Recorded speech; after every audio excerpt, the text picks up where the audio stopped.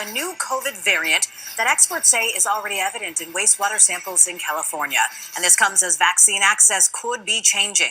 The announcement came Tuesday from Health and Human Services Secretary Robert F. Kennedy Jr. Removing these recommendations mean these patients could have to pay out of pocket to get these shots, and it's at odds with the Food and Drug Administration, saying pregnancy is among the underlying conditions that warrant continued COVID vaccine approval.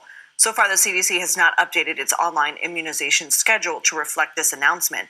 CBS News digital reporter Alex Tin joins us now. So, Alex, isn't there a CDC panel that puts out these recommendations, and they've been weighing whether to narrow the recommendations, but this goes further than that. Yeah, that's right. Look, the usual process is there is an outside panel of experts, doctors, scientists, nurses from the CDC's Advisory Committee on Immunization Practices that is supposed to weigh exactly this question. And they were, in fact, in the middle of the process of doing just that. They had met last in April. There was another meeting scheduled for June, and they were already discussing how and whether to narrow the once universal COVID-19 vaccine recommendations to potentially just older adults and other people who are at risk of severe disease.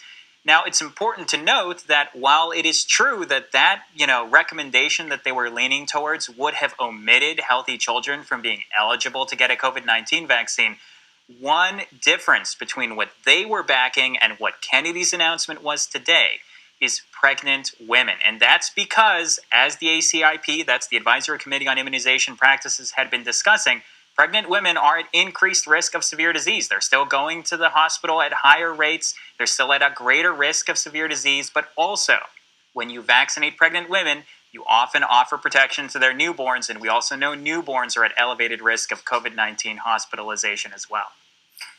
What pushback is this getting from, for example, the American College of Obstetricians and Gynecologists?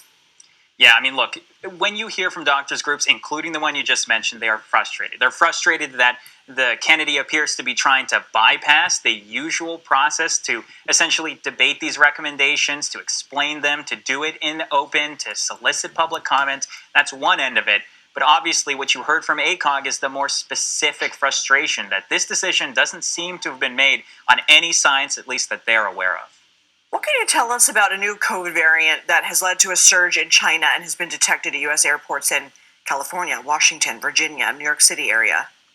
Yeah, this new variant, it's called NB.1.8.1, is just the latest new COVID variant we've seen come out of Asia in recent months. What's making it different is that it really seems to be driving a significant increase in COVID infections in multiple Asian countries, including China, and as we're seeing now on the screen, has been detected in several U.S. states as well.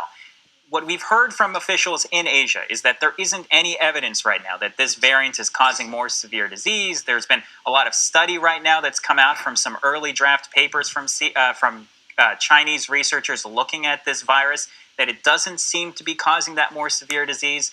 But there is a sign that it does appear to be more transmissible, and it's coming just as we've heard a lot of CDC officials warn us that we are overdue for what is usually a surge of COVID-19.